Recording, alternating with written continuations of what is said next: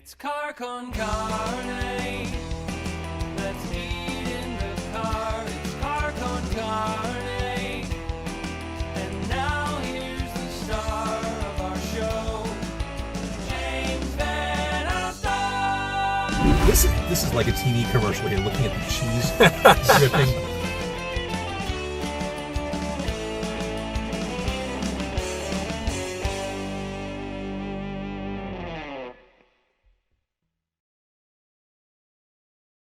And welcome to Car Con Carne. I'm James Van Alstyne, still doing Car Con Carne from home. That's not going to last for much longer. I mean, I started back in the car a couple months ago, then Delta became a really scary thing, and I pulled back and returned to doing virtual.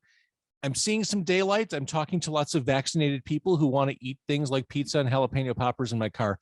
So starting November, I'll return to the car for Car Con Carne. For now, though, doing it virtual. Happily so. I just need to walk into my home office and I'm good to go. Another podcast you should know about is the Double Door podcast. This is something I produce. The Double Door, the long-running Chicago live music venue. This is a venue, this small club. This is the venue that the Rolling Stones chose to play when they did a club show in Chicago.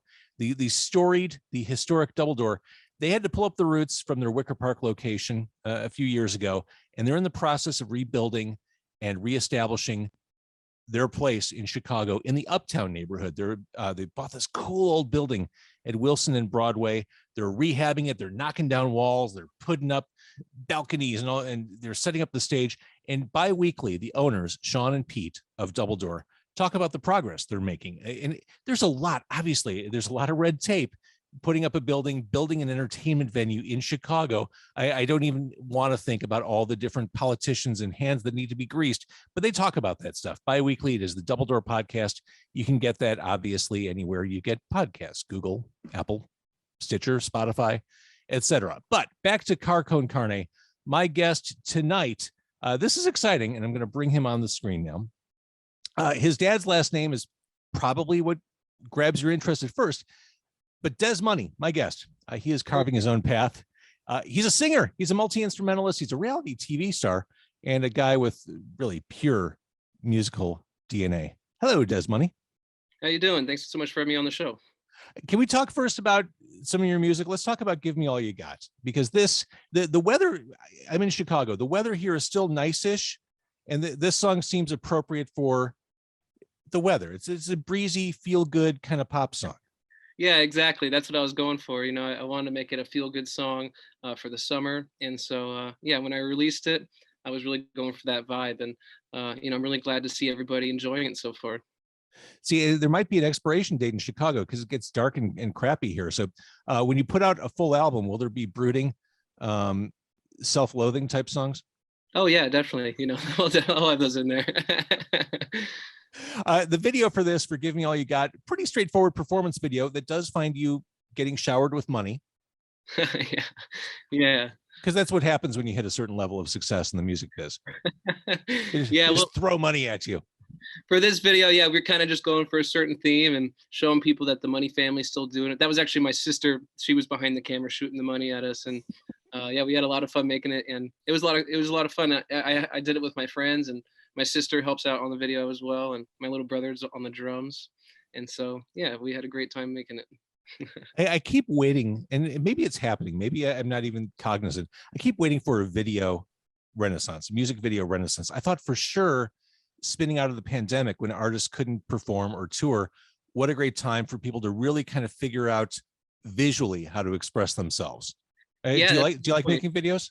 Yeah, that's a good point. That's what happened with me is, during the pandemic, I kind of really started honing in on my craft and because I have so many songs, and the thing is, having a visual representation of the songs is so important because, it kind of connects all the senses, and, it can really help the viewer, get more of a sense of what the song's about, and, get a more of a sense of the vibe of the song and everything like that. So, yeah, we had a lot of fun making it, and yeah, it's just a blast. Really happy to see everybody enjoying it. And going much further back, the She's My Girl video from 7 years ago, that's like equal parts Aha video, a pack of Crayolas and a James Bond opening sequence. Yeah, yeah. With that video, I was kind of going for that like aha, Take on Me kind of music video. That's just such a classic video, how they Classic. blend the animation with the real world, and I always really loved that video. So that was kind of my version of that video. So You mentioned your siblings with regards to the video. Music's always been a family affair. I mean, yeah, you're definitely. Eddie Money's son. Music's in your DNA. It's inescapable. It's like you're born into it. Yeah. I'm very lucky to have such a great teacher growing up, and also a lot of my dad's friends who I've met just were always giving me such great advice growing up, and really lucky to have such great teachers. And yeah, my family's always been so involved with music. So when I started the band, it was really easy to kind of just like, I just looked around me and I was like, oh, okay, my little brother's on the drums, my sister can sing with me, and all right, let's get to it and make it happen. So it's been a lot of fun, and I was really lucky to be able to tour with my dad as well. And I opened up for his band, and then I got back on stage and I was a guitar player in his band as well. So that was a lot of fun. Yeah. If you had said to your dad 5-10 years ago, you know what, Dad, I think I have a future in banking.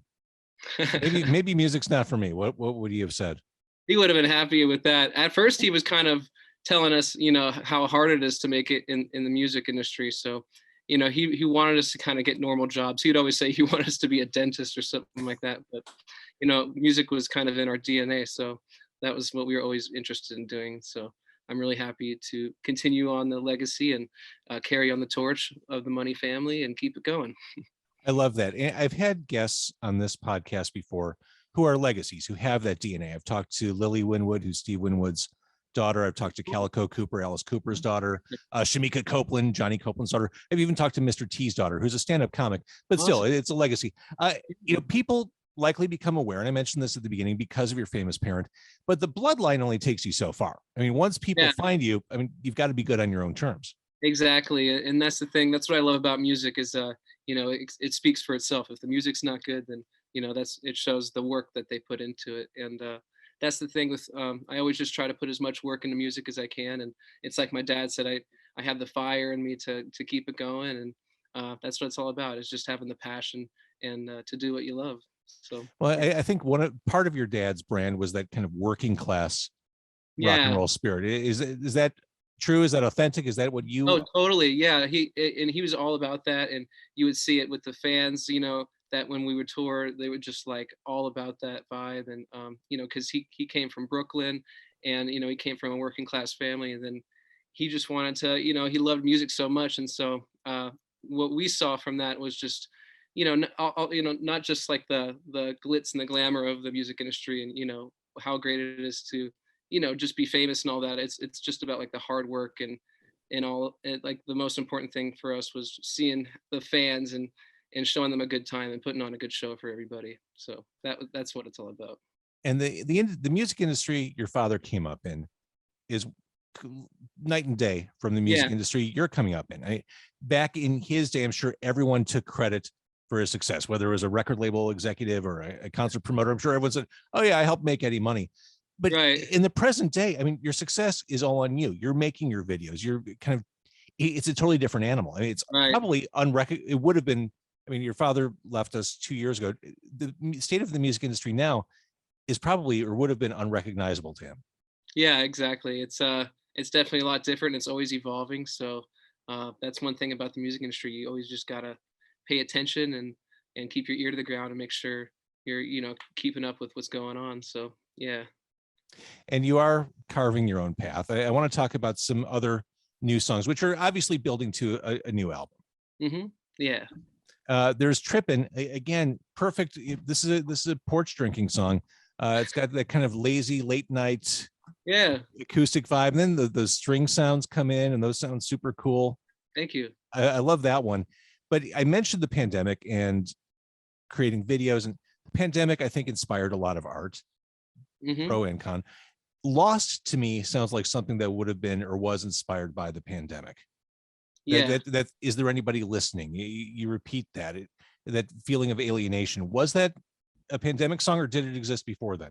I was writing that like at the very beginning, so it was kind of like you know, it had to do kind of with the pandemic, but just like also what I was going through at the time. And I was also kind of like, I was also watching Castaway. So that kind of gave me this, it's kind of, you know, like when you watch something and it kind of gives you this, it gives you inspiration. So I kind of, you know, I pictured myself on like a desert island, and I kind of was imagining, because we were all kind of just trying to communicate any way we could, when everything started, and like everybody was locked down and just trying to, you know, figure out what we could do to stay connected. And so that's kind of what that song's about, is just like feeling lost, and you know, trying to, you know, find some way to connect with each other. And yeah, I had a great time making that video as well. That's another one I made with my friends and my sister, and that we made, yeah, like right at the beginning of the pandemic, and we just made it at the beach and just shot it right outside and made it in a day, and it was a lot of fun to make that one Wait, too. like, are you storyboarding stuff, or are you just kind of winging it? Sometimes we do, and sometimes we just wing it. Sometimes we're like, you know what, let's just get out and shoot somewhere that's nice. And a lot of the times we just like find a nice location, and then I tell the story like in the editing. So it kind of gives me, you know, the more we shoot, it gives me more to work with, so I can kind of piece everything together and then Wait, tell are the you story. actually doing the editing? Yeah. Wow. So, like, how? I mean, obviously you have some skill there. Are you like busting up in Final Cut or Premiere, or what are you doing? Yeah, I'm in Premiere Pro. Yeah. That's one of those programs that intimidated the hell out of me until maybe like last year. Yeah. And once you figure out how to do stuff on there, you feel like you're drunk with power. Right. Yeah. Like I still can't master Excel, but Premiere Pro, like once you learn how to do some stuff on that, you feel like, okay, I can change the world with this application. Yeah, like when you learn the transitions, just like how to do the effects, something like that. It's like, whoa, this is how they do it. Right. And it's like, yeah. And you sit at your desk and you think, fear me, people. See what I'm capable of. Yeah, it's a good feeling, and that's like that's the type of stuff that I was learning, and just like, you know, every day. That's It's kind of with music too. It's There's always something new to learn, and that's what I love about, you know, the visual side of things now, is that I'm just always a student and always learning something new, and you know, I can apply it to what I'm doing with my work, and it's all a lot of fun to learn, for sure. Thinking about I mentioned reality TV, thinking about real money. Was it weird kind of growing up in public? Not really. I mean, we for the most part, you know, we tried to, you know, keep it real and keep everything normal. And when the cameras came around for the TV show, at first it was a little weird, but once we got used to like the people behind the camera, it helped out a lot, because, you know, it was a little intimidating at first, with like all the cameras showing up at the house at like 9 a.m. and I bet. there was no script or anything, so they would be kind of like, all right, what's going on today? We would kind of have to like entertain them and, you know, figure out what to do. But other than that, you know, once we kind of got the hang of it, it became a lot easier, and we were more comfortable with it. And yeah, it was really, I'm really happy we were able to do the show. And I think they understood our vision as well, because a lot of those other like reality TV shows, they kind of have a certain formula Oh where yeah. it's like chaotic, and they want people to look like they're like turning on each other. And I don't know, that's just not what we were about. We wanted to make it about the music and showing people just what the family is all about. And so I'm really happy that we did it with Access TV and Mark Cuban. Really, And what a nice scrapbook's the wrong word, but what a nice yeah, exactly. Yeah, way to kind of capture that moment in your life right. Yeah, as a family. It just kind of exists now. You've got footage. I mean, so many families grow up and they're looking through old Polaroids. Like, you have this really cool thing, yeah, yeah. this Thank you. Yeah, document. it's great to watch, and you know, to look back on with the family, and we just look back on it and we laugh, and because the show is a lot of fun too. And you know, some of the moments were just unpredictable when we were filming it, and the way it all came together was really cool. So yeah, thank you for watching it. I'm glad you enjoyed Was it one of those things where they told you to act natural and there was no possible way to do anything natural when it. you've got cameras in your face? Right. Yeah. Like at first, it was like you think of all the little things that you wouldn't even think of before. It's like, what do I do with my hands? Like, am I, like little things where it's like, am I, doing something weird, or am I? Do I have a booger You never in know. my Yeah. nose? You start overthinking little things that no one else is even thinking about. So For sure.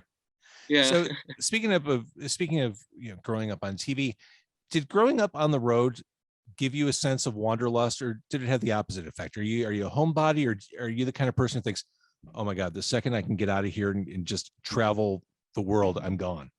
I kind of like both. I need a little bit of both. I can't be on the road for forever, but I also can't be at home forever either. I need both of them because it's like you get a certain feeling out of both playing live, but also being in the studio. It's like different animals, really. But I kind of I enjoy both of them equally, really. But yeah, I'm craving to get back out there and to play some shows again. So looking But forward to. I love the sounds you're making. We talked about "Give Me All You Got" right from the get-go. What I like about that song, there are a few things I like about that song, but sonically, it's hard to pinpoint era-wise.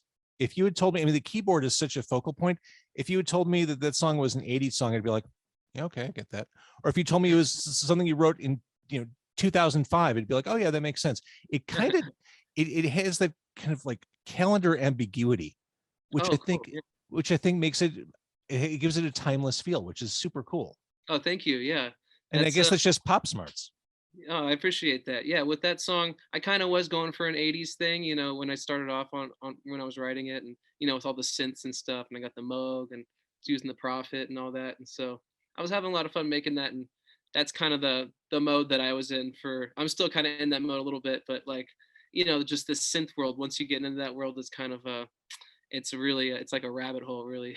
But yeah, you can kind of just get really you know involved with it. So I really enjoy the keyboards, and I mean, as you can see behind, Clearly, yeah. yeah. So I just love the sound, creating different sounds and trying to find new sounds and everything. So it's a lot of fun. All right. So, I asked you about a new album on the way, but I also asked you about the music industry. It's such a weird time. If you wanted to keep putting out singles a la carte, I mean, there's certainly a business model to support that. Mhm. Are you dedicated to doing an album, or do you kind of like the pacing of what you're doing now? I have an album ready, but right now I'm just the way I'm presenting each song. I want each song to kind of have its own like, package together, like with the visuals and everything. So right now I'm just going single by single until I can, until I feel like I'm ready to release the album. But Yeah, the album, it's finished and like everything's ready to go. But I'm just waiting for the right moment to get it out there. I love it, and I can't wait to hear more from it. Des Money, thank you for doing this. I keep doing what you do. Thank you so much for having me on the show. It's been great talking to you.